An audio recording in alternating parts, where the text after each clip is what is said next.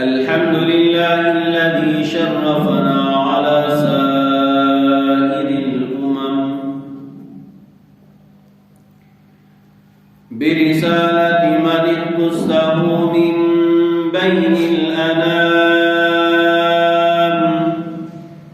بجوامع الكلم وجواهر الحكم صلى الله تعالى عليه وعلى آله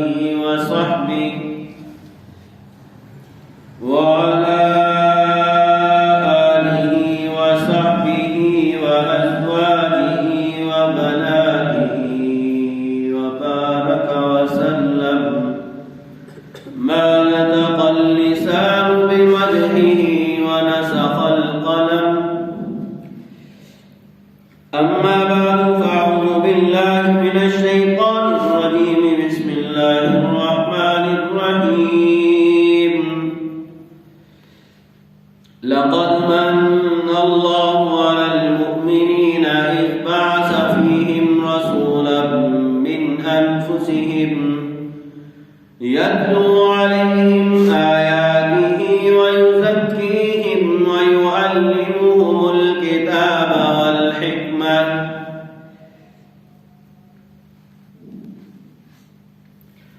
وقال الله تبارك وتعالى في مقام آخر: لقد كان لكم في رسول الله أسوة حسنة.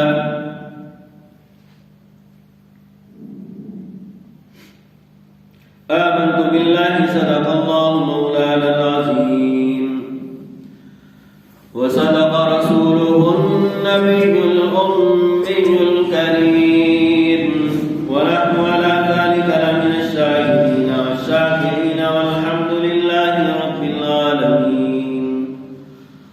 اللهم يا حي يا قيوم لا إله إلا أنت برحمتك أستغيث.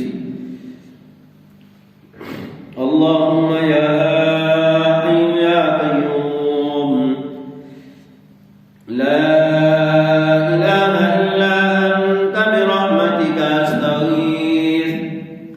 اللهم يا حي يا قيوم لا إله إلا أنت برحمتك نستغيث. اللهم رب الحل والحرم ورب البيت الحرام ورب الركن والمقام أبلغ لروح سيدنا محمد صلى الله عليه وسلم منا المقام.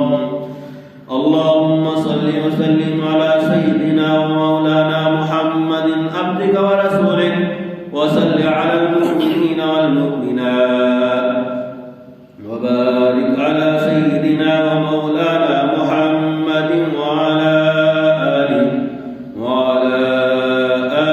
وأصحابه وأزواجه وبناته أجمعين ومن تبعهم إلى يوم الدين. سامعین گرامی قدر،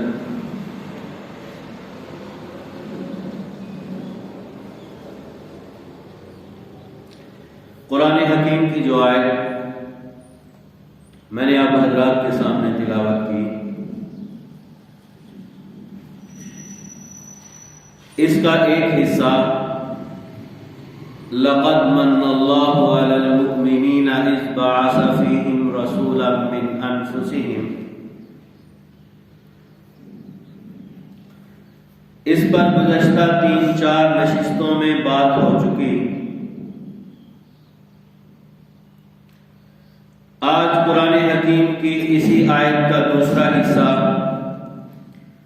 یتلو علیہم آیاتہ ویزکیہم ویعلمہم الکتاب والحکمہ، اس پر بات کرنا چاہتا ہوں. دعا ہے اللہ رب العزت سے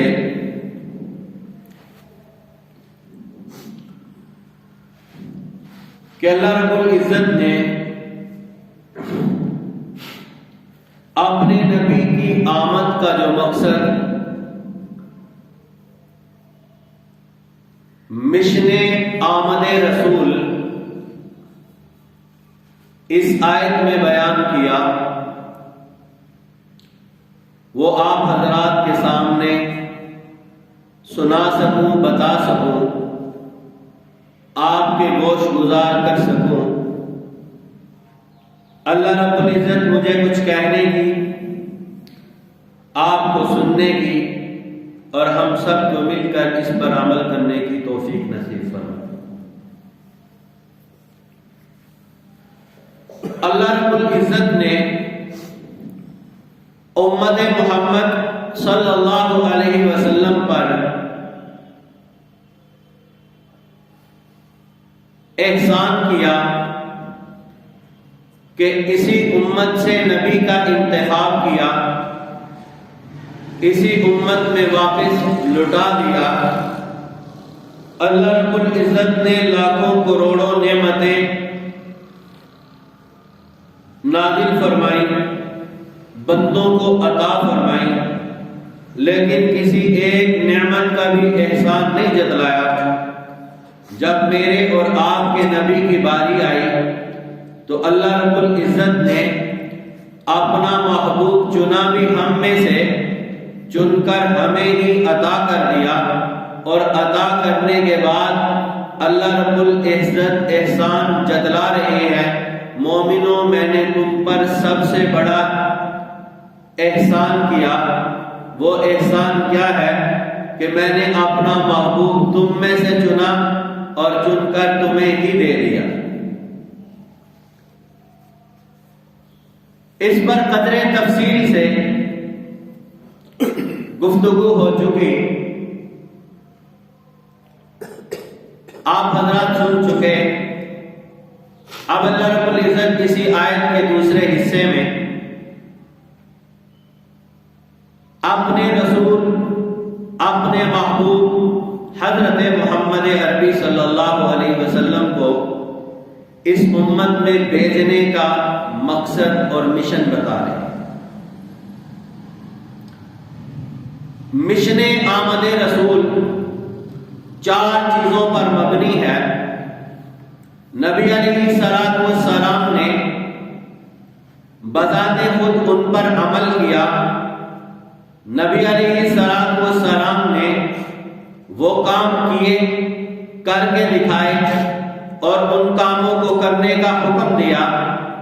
ان میں سے پہلی بات یہ ہے یتلو علیہم آیاتہ، کہ جب اللہ نے اپنے نبی کو مبعوث فرمایا، دنیا میں بھیجا، نبوت کا اعلان کروایا، تو اللہ رب العزت نے آسمان سے نبی علیہ السلام کے پاس سب سے بہترین کتاب، سب سے بہترین کلام قرآن حکیم نازل فرمایا۔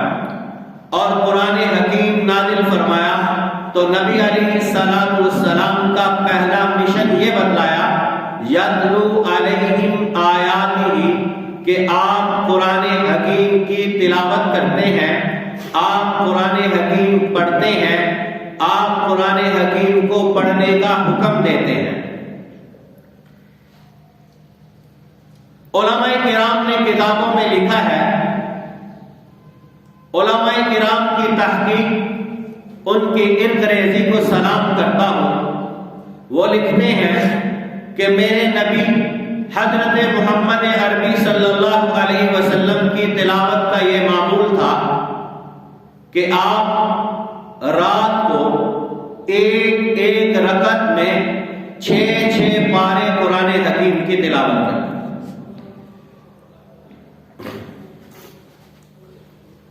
نبی علیہ السلام راتوں کو نوافل پڑھتے، نوافل میں لمبا قیام کرتے۔ اس قیام کی وجہ سے نبی علیہ السلام کے پاؤں مبارک میں ورم آ گیا۔ اما عائشہ نے نبی علیہ السلام کی جدوجہد کو دیکھا، آپ کی محنت کو دیکھا، آپ کی سعی و کوشش کو دیکھا، تو سوال کیا یا رسول اللہ صلی اللہ علیہ وسلم کیا اللہ رب العزت آپ سے راضی نہیں ہے؟ نبی علیہ السلام نے فرمایا راضی ہے۔ کہا اللہ رب العزت نے آپ کو جنت نہیں دے دی؟ کہا جنت بھی دے دی ہے۔ کہا اللہ رب العزت نے آپ پر ساری نعمتیں عطا نہیں کر دی؟ فرمایا مجھے ساری نعمتیں بھی عطا کر دی۔ فرمایا خیر کثیر عطا نہیں کیا؟ کہا خیر کثیر بھی مجھے مل گیا۔ کہا یا رسول اللہ جب اللہ راضی ہے، اللہ کی رضا کا مقام جنت آپ کے پاس ہے، جنت کی نعمتیں آپ کے پاس ہیں، رب آپ سے راضی اور خوش ہے، پھر اتنی مشقت، اتنی محنت، اتنی جدوجہد، اتنی سعی کہ آپ کے پاؤں مبارک میں ورم آ گیا؟ تو نبی علیہ السلام نے فرمایا افلا اکون عبدا شکورا، عائشہ کیا میں اپنے رب کا شکر گزار بندہ نہ بنوں؟ اللہ مجھ سے راضی ہے، مجھے اپنی رضا کا مقام اللہ نے عطا کیا، مجھے خیر کثیر عطا کی، مجھے نبوت دی، مجھے دنیا کی ہر نعمت کو میرے قدموں میں ڈھیر کر دیا، عائشہ کیا میں رب کا شکر ادا نہ کروں؟ نبی علیہ السلام بذات خود تلاوت فرماتے اور حضرات صحابہ کرام رضوان اللہ تعالی علیہم اجمعین سے فرماتے کہ اے میرے صحابہ تم تلاوت کرو میں خود سنوں۔ حضرت سالم سے، حضرت کعب سے نبی علیہ السلام فرماتے اے کعب تم تلاوت کرو میں محمد خود تلاوت سنوں گا۔ وہ آگے سے بول کر کہتے اقرأ انزل علیک یا رسول اللہ، کیا یا رسول اللہ ہم آپ پڑھ کر سنائیں؟ حالانکہ یہ قرآن تو آپ پر نازل ہوا ہے۔ تو نبی علیہ السلام نے فرمایا اے میرے پیارے صحابہ میں قرآن سننے کا ثواب لینا بھی چاہتا ہوں۔ تو نبی علیہ السلام اپنی جماعت میں سے قرآن کے جو قاری تھے، قرآن کے جو پڑھنے والے تھے، قرآن کو جو اعلیٰ انداز میں سنانے والے تھے، نبی علیہ السلام ان سے قرآن حکیم کی تلاوت سنا کرتے۔ نبی علیہ السلام کے صحابہ میں سے اس کی بے شمار مثالیں ملتی ہیں، چند ایک مثالیں آپ کے سامنے رکھوں گا۔ ایک صحابی رسول کا معمول یہ تھا کہ وہ دن بھر محنت مزدوری کرتے، مشقت کرتے، رات کو جب گھر پہنچتے، گھر بالکل چھوٹا سا تھا، ایک کونے میں انہوں نے اپنا گھوڑا باندھ رکھا تھا اور ایک کونے میں چارپائی تھی، اس چارپائی کے اوپر ایک ننھا بچہ سو رہا ہوتا اور یہ صحابی اٹھتے، وضو کرتے، نوافل پڑھنا شروع کر دیتے، نوافل پڑھتے، دل میں طبیعت مچلتی ہے کہ اے میں کیوں آہستہ آواز سے پڑھ رہا ہوں، میں اس کو بلند آواز سے پڑھوں۔ وہ نماز کے نوافل میں قرآن حکیم بلند آواز سے پڑھنا شروع ہوئے، ادھر گھوڑا بھٹکا، ادھر تلاوت کو آہستہ کر دیا، یہ سوچ کر کہ کہیں یہ پدک کر چارپائی پر نہ گر جائے اور میرے بچے کو نقصان ہو جائے۔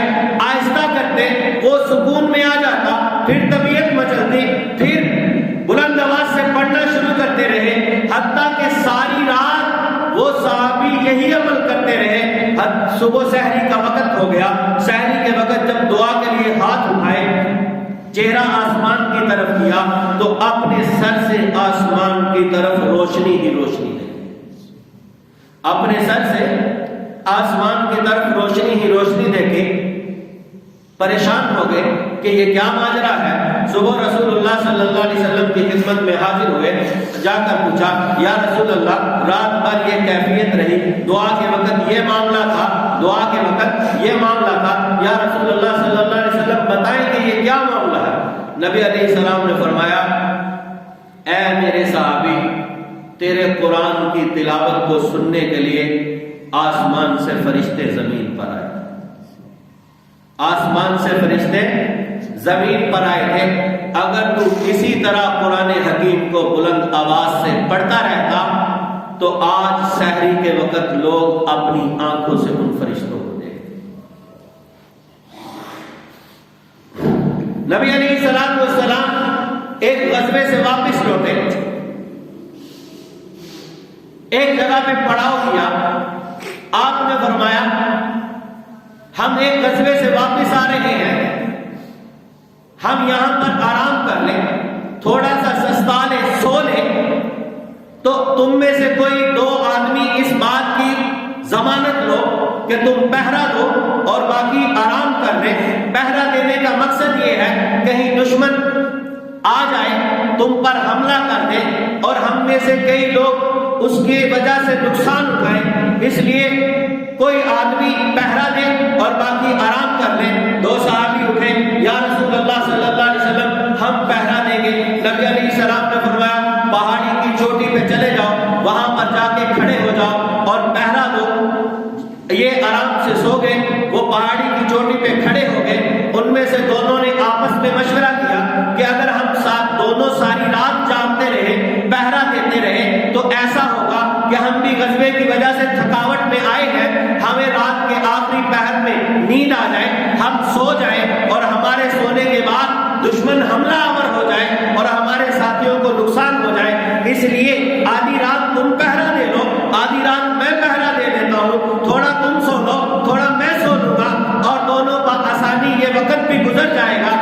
وہ ایک صحابی یہ کہہ کر آرام کرنے لگا، دوسرا صحابی خاموشی سے چکر لگاتا رہا۔ جب دیکھا کہ سناٹا چھا گیا ہے، کسی کے آنے کی کوئی امید باقی نہیں رہی ہے، وہ صحابی کہتا ہے میرے دل میں خیال آیا کیوں نہ میں یہاں خاموش جو چکر لگا رہا ہوں میں 2 نفل پڑھ لوں اور 2 نفل پڑھ کے اللہ سے دعا کر لوں۔ کہتے ہیں جب میں نے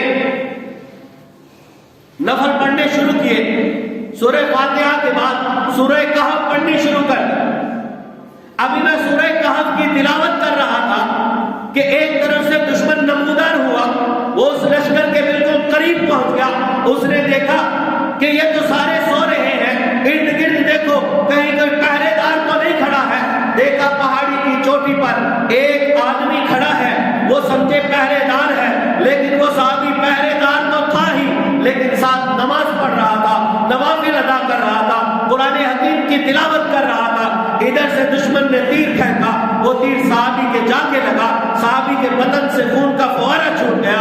اس نے دوبارہ پھینکا، تیر پھینکتے رہے، اس کو لگتے رہے اور خون نکلتا رہا۔ یہ اس وقت کی بات ہے کہ جب ابھی خون کے نکلنے سے وضو ٹوٹنے کا حکم نہیں آیا۔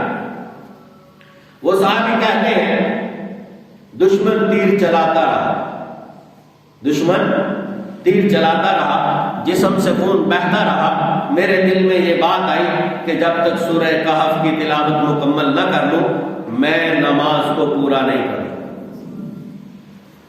پھر میرے ذہن میں خیال آیا کہیں ایسا نہ ہو یہ دشمن ہماری جماعت پر حملہ کر دے، ان کو نقصان پہنچا دے۔ میں نے جلدی سے سورہ کہف کی تلاوت کو مکمل کیا۔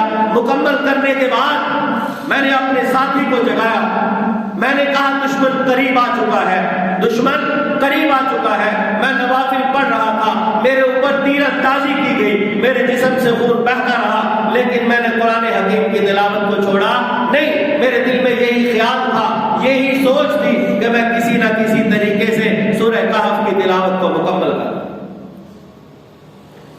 یہ صحابہ کا حال ہے۔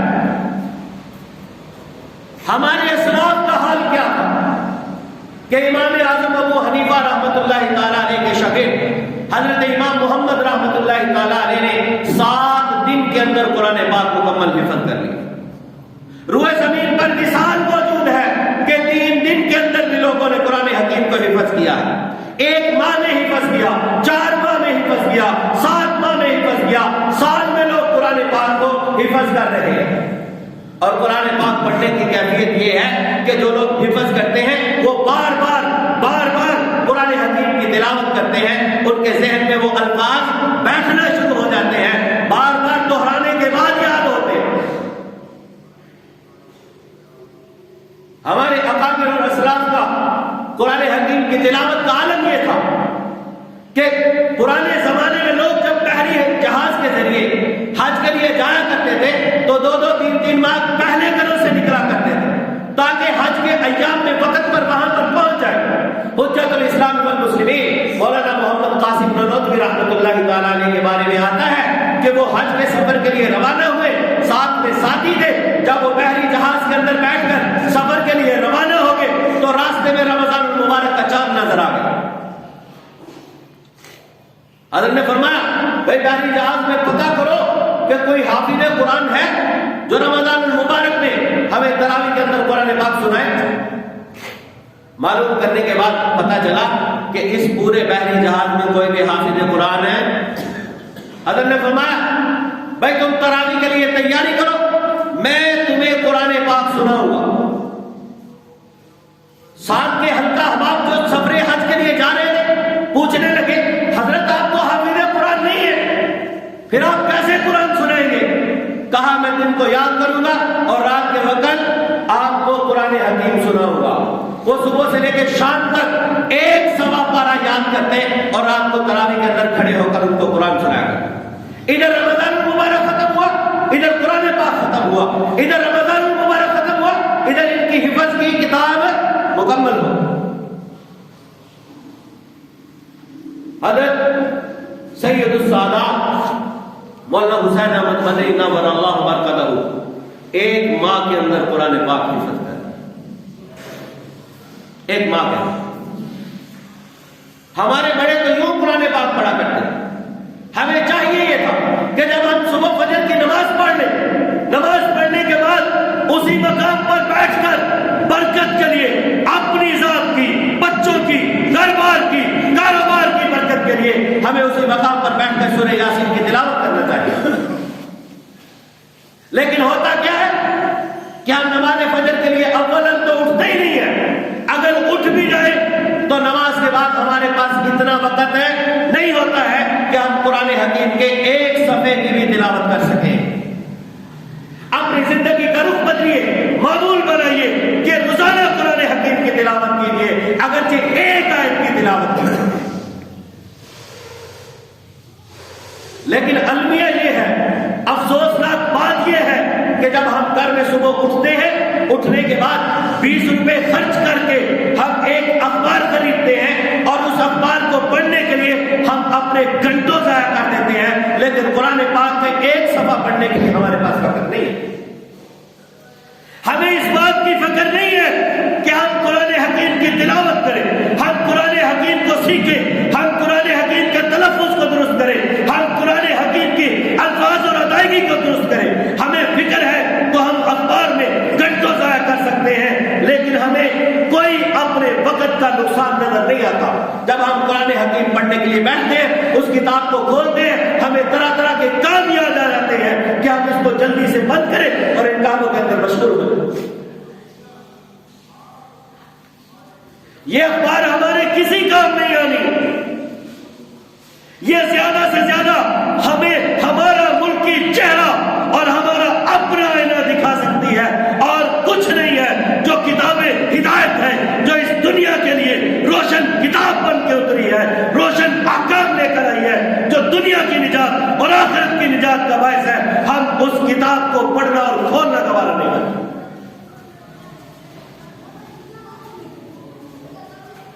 لمحہ فکریہ ہے، لیکن میرے نبی کا اس دنیا میں آنے کا پہلا مقصد مشن آمد رسول یتلو علیہم آیاتہ، کیا آپ قرآن حکیم کی تلاوت کرتے بھی تھے اور قرآن حکیم کی تلاوت سنتے بھی تھے. آج ہمارا المیہ یہ ہے کہ ہم سفر کر رہے ہو، ہم گھر کے اندر بیٹھے ہو، ہم کاروبار کے مراکز پر بیٹھے ہو، ہمیں گانا لگانا، گانا سننا تو پسند ہے، ہم اللہ کے قرآن کو نہیں سن سکتے. کسی اچھے قاری کی آواز میں تلاوت کو لگا کر سننا گوارا نہیں کرتے. اور پھر ہماری زبان پہ لمبے لمبے شکوے ہیں، ہمارے کاروبار کا بیڑا غرق ہو گیا، ہمارے سفر میں یہ حادثہ پیش آ گیا، ہمیں یہ تکلیف پیش آ گئی، ہمارے گھر میں سکون نہیں ہے، اولاد نافرمان ہے، بے برکتی ہے. بھائی گانا سننے سے تمہارے گھر میں برکتیں اتریں گی؟ گانا سننے سے تمہارے کاروبار میں برکتیں اتریں گی؟ گانا سننے سے تمہارا سفر اچھا ہوگا؟ اللہ کا قرآن سنو، گاڑیوں کے اندر قرآن لگاؤ، گھروں میں قرآن کی تلاوت لگاؤ، کاروباری مراکز پر قرآن کی تلاوت لگاؤ، تاکہ یہ جو عالمی سازش ہے کہ ہمیں دین سے دور کر کے شیطانی نخ اور پنجوں میں پھنسایا جا رہا ہے، اس سے ہم بچ سکیں اور ہمارے کاروبار میں، ہماری گھروں میں، ہمارے اسبار میں اللہ رب العزت برکتیں نازل کرے. ہم خود دور ہو رہے ہیں اور ہم خود ہی شکوے کر رہے ہیں. ہم اپنے اعمال کو نہیں دیکھتے, ہم اپنی حالت کو نہیں دیکھتے, ہم اپنے شکووں کو دیکھتے ہیں. ہم نے کبھی غور نہیں کیا کہ میں کر کیا رہا ہوں, لیکن میری زبان پر یہ شکوہ ضرور ہے کہ میرے ساتھ ایسا ہو رہا ہے. سب سے آسان جملہ, کسی نے کچھ کر دیا تو جو میں خود کر رہا ہوں وہ ٹھیک ہے, جو میں اپنے اوپر خود جادو کر رہا ہوں. میرے نبی نے فرمایا الغنا ينبت النفاق كما ينبت الماء الزرع, گانا دل میں منافقت اور نفاق کو ایسے پیدا کرتا ہے جیسے پانی کھیتی کو پیدا کرتا ہے. یہ جادو نہیں ہے. اس لیے میرے محترم مشن آمد رسول قرآن حکیم کی تلاوت کیجیے. نبی علیہ السلام کے دنیا میں آنے کا مقصد قرآن کو پڑھیے, قرآن کو سیکھیے. اگر نہیں پڑھ سکے, نہیں سیکھ سکے, خدا کی قسم دنیا کا کوئی مکتبہ فکر, کوئی مدرسہ, کوئی مسجد آپ کو اس بات سے منع نہیں کرے گی کہ آپ کی عمر بڑھ چکی ہے, بوڑھے ہو چکے ہیں, اب آپ کو قرآن پڑھنے کی اجازت نہیں ہے. یہ دنیاوی تعلیم ہے, یہ اسکول ہے, یہ کالجز ہے, یہ یونیورسٹیاں ہیں جو آپ کے لیے دروازے بند رکھتی ہیں کہ آپ کا ایج فیکٹر شروع ہو چکا ہے, اوور ایج ہو چکے ہیں, عمر بڑھ چکی ہے, اب آپ ہمارے ادارے میں آ کے نہیں پڑھ سکتے. اللہ نے تو تم پہ کوئی پابندی نہیں لگائی. بچے ہو تب بھی ہو, جوان ہو تب بھی ہو, بوڑھے ہو تب بھی ہو, آ کے پڑھنے والے بنو. تمہیں پڑھانے والے ہر انداز میں ہر جگہ پہ موجود ہیں. لیکن غفلت ہماری ہے, ہم نہ پڑھتے ہیں اور نہ ہی آگے کے لیے ہم تربیت کا میدان کھلا چھوڑ رہے ہیں. ہم نے راستے بند کیے. مشن آمد رسول وَيُزَكِّيهِمْ, نبی علیہ السلام کو اس دنیا میں بھیجنے کا دوسرا مقصد یہ تھا کہ آپ تزکیہ نفس کرتے, آپ پاک کرتے. آپ نے کفر سے پاک کیا. آپ نے آمد کے بعد اس معاشرے کو کفر سے پاک کیا, اس معاشرے کو شرک سے پاک کیا, اس معاشرے کو رسومات سے پاک کیا, اس معاشرے کو خرافات سے پاک کیا, اس معاشرے کو بدعات سے پاک کیا, اس معاشرے کو بے دینی اور نادینی سے پاک کیا. آپ نے لوگوں کو پاک کیا, زبان کو پاک کیا, آپ نے دل کو پاک کیا, آپ نے دماغ کو پاک کیا, آپ نے اخلاق کو پاک کیا, آپ نے بدن کو پاک کیا, آپ نے سوچ کو پاک کیا. آپ نے ایسا تزکیہ کیا کہ آپ کے تزکیے کے بعد جو ہے وہ لوگ جو درندگی کی زندگی گزارنے والے تھے وہ بندوں والی زندگی گزارنا شروع ہو.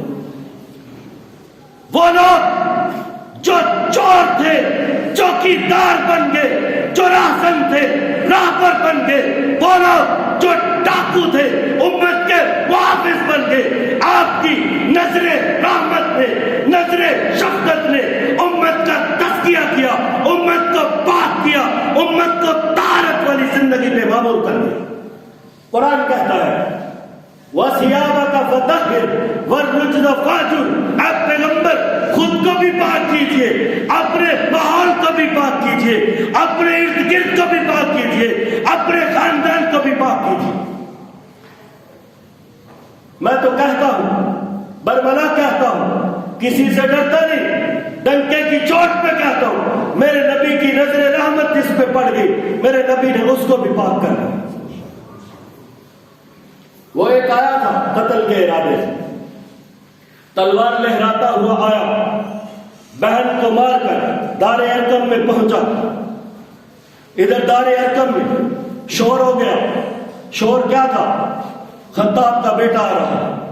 خطاب کا بیٹا تلوار لے کر آ رہا. صحابی بول کر کہتا ہے آنے دو, آتا ہے, اگر اچھے ارادے سے ہوا تو چھوڑ دیں گے, اگر برے ارادے سے آیا تو آج اسی کی تلوار سے اس کی گردن اڑا ڈالیں گے. پاک پیغمبر نے سن کے اپنے صحابی سے کہا اے میرے صحابی پیچھے ہٹ جا, آج عمر کو آنے دے, آج عمر کو آنے دے. عمر آگے بڑھا. نبی نے پوچھا عمر کس ارادے سے آئے؟ نظر رحمت، نظر رحمت، نظر شفقت، عمر کس ارادے سے آئے ہو؟ عمر پہ لرزہ طاری ہے، کانپ گیا، کہا یا رسول اللہ یہ عمر کے ہاتھ اپنے ہاتھوں میں لے لیجئے اور عمر کو اپنے غلاموں میں شامل کر لیجئے۔ میرے نبی کی نظر رحمت، میرے نبی کی نظر شفقت، میرے نبی نے دنیا کی کایا پلٹ دی، میرے نبی نے درندوں کو انسان بنا دیا، میرے نبی نے چوروں کو چوکیدار بنا دیا، میرے نبی نے لٹیروں کو محافظ بنا دیا، میرے نبی نے راہزنوں کو راہبر بنا دیا۔ ذرا سوچئے تو صحیح، سوچئے تو صحیح، میرے نبی کا تربیت کا انداز دیکھیے۔ وہ قبیلے جو پانی کے ایک گھونٹ کے لیے، پانی کی ایک باری کے لیے سال ہر سال لڑتے تھے، ایک دوسرے کا خون بہاتے تھے، ایک دوسرے کے خاندان کو قتل کرتے، بچوں کو یتیم کرتے، عورتوں کو بیوہ کرتے، میرے نبی نے ان کی تربیت کیسے کی؟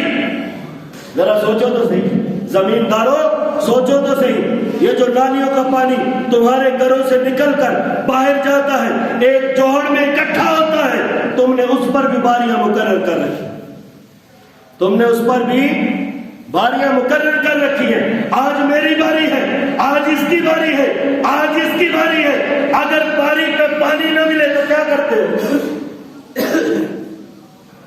کیا کرتے ہو؟ لڑتے ہو، جا کے اس کا پانی بند کرتے ہو، اور اگر موسم اچھا ہو جائے، رب کی رحمت ہو جائے، رب کی رحمت ہو جائے، پانی بڑھ جائے، پھر کیا کرتے؟ بند کرتے ہو، میں تو نہیں لوں گا۔ کیا فرق ہے ہم میں اور ان میں؟ وہ پانی کے لیے لڑتے، قتل کرتے، قتل ہوتے، سال سے دشمنیاں چلی آتی، 50 سال تک پانی کی باری سے ایک دوسرے خاندان سے دشمنیاں رہی، قتل و غارت ہوئے، لوگ کٹتے رہے، میرے نبی آئے، امت کے لیے رحمت بن گئے، میرے نبی نے کہا میں پاک کرنا چاہتا ہوں، یہ بد اخلاقی دور کر، میرے نبی نے کہا میں پاک کرنا چاہتا ہوں، غارت گیری چھوڑ دو، میرے نبی نے کہا میں تمہاری طہارت کے لیے آیا ہوں، یہ ناپاکی کا کام چھوڑ دو۔ پھر کیا ہوا؟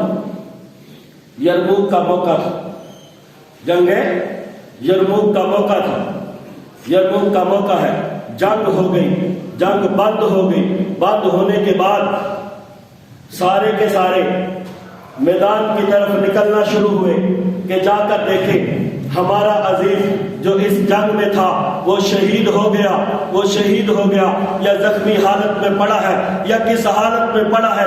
ایک صحابی کہتے ہیں میں نے پانی کا مشکیزہ اٹھایا، میں چل پڑا جا کے اپنے بھائی کی حالت دیکھوں کہ وہ کس حال میں ہے، میں پانی کا مشکلہ لے کر نکلا، اس کو دیکھوں گا، اسے پانی پلاؤں گا۔ جب میں اس کے پاس پہنچا وہ نزا کے عالم میں تھا، موت کی کیفیت طاری تھی، زخموں سے بلند چور تھا، اس نے مجھے اشارہ کیا میرے بھائی مجھے پانی پلاؤ، میں نے مشکلہ اس کی طرف ابھی انڈیلنا چاہا ہی تھا کہ قریب سے پیاس پانی کی آواز آئی، میرا بھائی جو نزا کے عالم میں پیاس کے لیے تڑپ رہا تھا کہتا ہے میرے بھائی مجھے پانی کی ضرورت نہیں ہے، جاؤ میرے قریب والے بھائی کو پانی پلاؤ۔ جب وہ قریب والے کے پاس گیا پھر آواز آتی ہے پیاس پانی، وہ بھائی بول کر کہتا ہے جاؤ اس کے پاس چلے جاؤ، اس کو پانی کی ضرورت ہے، اسے پیاس لگی ہے، جو کل تو پانی کے لیے لڑتے مرتے ایک دوسرے کو قتل کرتے تھے، آج پانی کے لیے نزا کے عالم میں زخمی حالت میں موت کی کیفیت طاری ہونے کے بعد بھی قربانیاں دے رہے۔ وہ تیسرے کے پاس گیا، جب اس کے پاس پہنچا وہ شہید ہو گیا، جلدی سے پلٹا کہ دوسرے کو پانی پلاؤ، اس کے پاس آیا وہ بھی شہید ہو گیا، پھر بھاگ کر اپنے بھائی کے پاس جاتا ہوں، جا کر اسے پانی پلاتا ہوں، جب بھائی کے پاس آیا وہ بھی جام شہادت نوش کر۔ کل کو یہ لوگ پانی کے لیے لڑتے تھے، 50 انہوں نے پانی کے لیے دشمنی رکھی، ایک دوسرے کے خاندانوں کو تباہ کیا، آج پانی کی ایک گھونٹ کے لیے اپنے بھائی کو ترجیح دے رہے ہیں۔ یہ میرے نبی کی تربیت کا انداز ہے، یہ میرے نبی کا سایہ رحمت تھا، یہ میرے نبی کی نظر شفقت تھی، یہ میرے نبی کا انداز تربیت تھا، یہ میرے نبی کا تزکیہ تھا۔ میرے نبی نے زندگی جینے کا سلیقہ سکھایا، زندگی گزارنے کا سلیقہ سکھایا، طرز زندگی امت کو بتلایا۔ میرے نبی نے اس سے بڑھ کر یہ کیا، میرے نبی نے غریبوں سے پیار کیا اور امت کو سکھایا۔ آج جو غریبوں کی عزت ہے یہ مجھ محمد کی وجہ سے۔ میں حدیث پڑھ رہا تھا صبح، حدیث میں نبی علیہ السلام امیروں کو مخاطب کر کے، مالداروں کو، سرمایہ داروں کو مخاطب کر کے کہہ رہے ہیں، اے امیروں، اے مالداروں، اے سرمایہ داروں، میری امت کے غریبوں کا شکریہ ادا کیا کرو، میری امت کے غریبوں کا شکریہ ادا کیا کرو، اس لیے کہ ان غریبوں کی وجہ سے تمہیں رزق دیا جاتا ہے۔ اگر یہ غریب نہ ہوتے تو تمہیں پروردگار عالم رزق نہ دیتا۔ پھر فرمایا، اور میری امت کے امیروں، یہ غریب جو اللہ اللہ کرتے ہیں، اس اللہ کی برکت سے رب تمہیں رزق دیتا۔ ذرا سوچو تو صحیح، میں نے بڑا غور کیا، میں نے بڑا سوچا کہ اس کا کیا معنی ہے۔ میرے ذہن میں یہ بات آئی کہ آج میرے پاؤں کے اندر یہ جو قیمتی جوتا ہوتا ہے، اگر یہ کسی غریب کے ہاتھ سے نہ بنتا تو میں ننگے پاؤں چل رہا ہوں۔ یہ میرے بدن پہ جو کپڑا ہے، اگر یہ کسی غریب کے ہاتھ سے نہ بنتا تو آج میں ننگے بدن چل رہا ہوتا۔ یہ جو میں بازاروں سے طرح طرح کے کھانے لا کر کھاتا ہوں، اگر یہ کسی غریب کے ہاتھ کی بنی ہوئی روٹی نہ ہوتی، یہ کسی غریب کے ہاتھ کا بنا ہوا سالن نہ ہوتا تو میری زندگی میں ذائقوں کی رنگینیاں نہ ہوتی۔ اگر میں اس پہ سوچا، اس نتیجے پہ پہنچا، یہ جو میں نے گھروں کے اندر ملازم رکھے ہیں، یہ جو میرے گھروں کی صفائی کرتی ہیں، یہ میرے گھروں کے کپڑے دھوتی ہیں، یہ میرے گھروں کے اندر کھانا پکانے والی عورتیں خان سامائے ہیں، اگر نہ ہوتی تو ذرا سوچو تو صحیح، کیا میرے جیسے سٹیٹس کا آدمی تندور پہ کھڑا ہو سکتا، اپنے لیے روٹی لگا سکتا؟ کیا میرے جیسے سٹیٹس کا آدمی اپنے لیے جوتا بنا سکتا؟ کیا میرے جیسے سٹیٹس کا آدمی اپنے گھر کے اندر اپنے کپڑے دھو سکتا؟ ذرا غور کیجئے، سوچئے، رحمت دو عالم کی محبت غریبوں کے ساتھ، کہا شکریہ ادا کرو ان کا، جن کی وجہ سے تمہیں رزق ملتا، جن کی وجہ سے تمہیں۔ آگے چلیے، نبی علیہ السلام نے فرمایا، اور تندور والوں اور روٹیاں پکانے والوں، تمہارے لیے بھی میرے نبی کی سیرت نمونہ ہے۔ اما عائشہ روٹی پکا رہی ہیں تندور میں، نبی علیہ السلام آئے، تشریف لائے، کہا عائشہ آٹے کا ایک پیڑا مجھ محمد کو بھی دو، میں بھی روٹی لگانا چاہتا ہوں۔ اما عائشہ سوچ میں پڑ گئی، رحمت عالم آج روٹی لگائیں گے۔ اما عائشہ نے آٹا دیا، نبی علیہ السلام نے روٹی بنا کے تندور میں لگائی۔ محدثین نے لکھا ہے اس لیے تاکہ قیامت کی صبح تک کوئی روٹی پکانے والے کو کمی نہ کہہ سکے، قیامت کی صبح تک روٹی پکانے والے کو کوئی کمی نہ کہہ سکے۔ کمی کہنے سے پہلے ایک بار سوچ لے کہ میرے نبی نے بھی اپنے ہاتھ سے روٹی لگائی ہے۔ میرے نبی کا نمونہ، میرے نبی کی سیرت جو ہے، میرے نبی کی سیرت جو ہے وہ درزیوں کے لیے بھی نمونہ ہے، درزیوں کے لیے بھی نمونہ ہے۔ میرے نبی نے اپنے کپڑے کو پیوند لگا کر بتا دیا کہ میرے امت کے درزیوں کو برا نہ کہنا، کمی نہ کہنا، نیچ نہ کہنا۔ میں محمد تمہارے سامنے اپنے کپڑوں کو پیوند لگا کر بتا رہا ہوں کہ میرے امتی کو کمی کہنے سے پہلے سوچ لینا کہ میں نے محمد نے بھی اپنے ہاتھوں سے اپنے کپڑوں کو پیوند لگایا۔ میرے نبی کا نمونہ، میرے نبی کی سیرت جو ہے وہ موچی کے لیے بھی رحمت، موچی کے لیے بھی رحمت ہے۔ نبی علیہ الصلوۃ والسلام نے اپنے ہاتھ سے اپنے جوتے کو کاٹا، گانٹ کر موچیوں کے لیے نمونہ چھوڑ دی کہ تم میری امت کے کمی، کسی کو اجازت نہیں ہے کہ وہ اس کو حقیر کہے، وہ اس کو کمی کہے، کم درجے کا مانے۔ اس لیے اس کو کمی کہنے سے پہلے سوچ لے کہ میرے نبی نے اپنے ہاتھ کے ساتھ اپنے جوتے کو کاٹ کر امت کے لیے یہ بنیاد رکھی ہے، امت کے سامنے یہ نمونہ پیش کیا۔ میرے نبی کی سیرت جو ہے وہ دھوبی کے لیے بھی نمونہ ہے۔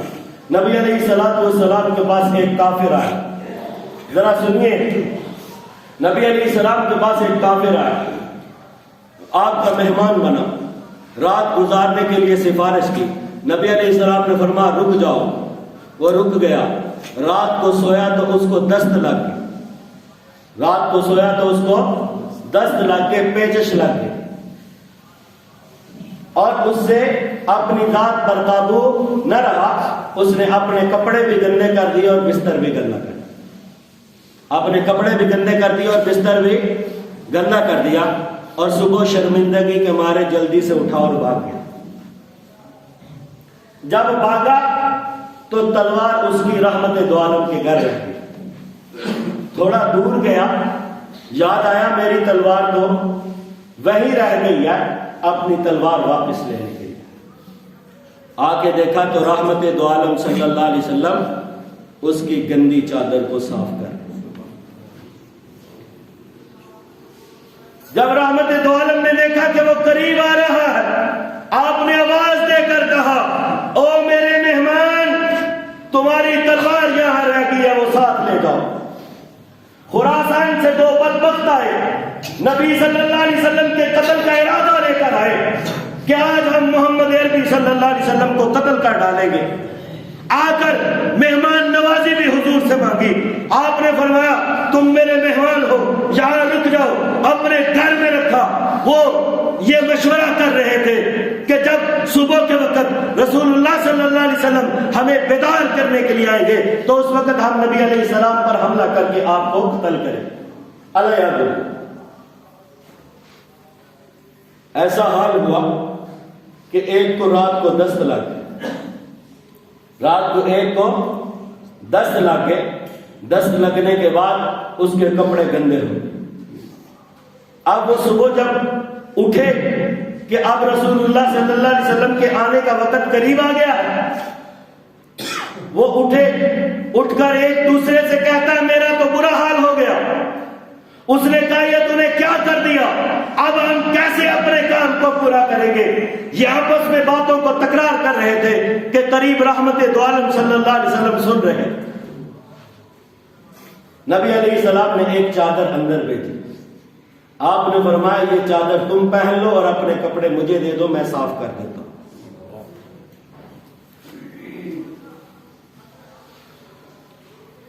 میرے نبی کا نمونہ سیرت جو ہے وہ امت کے ایک ایک فرد کے لیے نمونہ ہے، ایک ایک فرد کے لیے رہنمائی ہے۔ اور میرے نبی نے ان غریبوں کو اتنی عزت دی ہے، ان غریبوں سے اتنی محبت کی ہے کہ میرے نبی نے وہ کام کر کے دکھائے جو یہ غریب آج بھی امت میں کر رہے ہیں۔ یہ میرے نبی نے ان غریبوں کو عزت دی ہے، میرے نبی نے ان غریبوں کو احترام دیا ہے کہ کوئی شخص اپنے آپ کو اتنا بڑا نہ سمجھ لے کہ ان کو توہین اور حقارت کے ساتھ دیکھے۔ اللہ پاک ہمیں سمجھنے کی، عمل کرنے کی توفیق نصیب فرمائے۔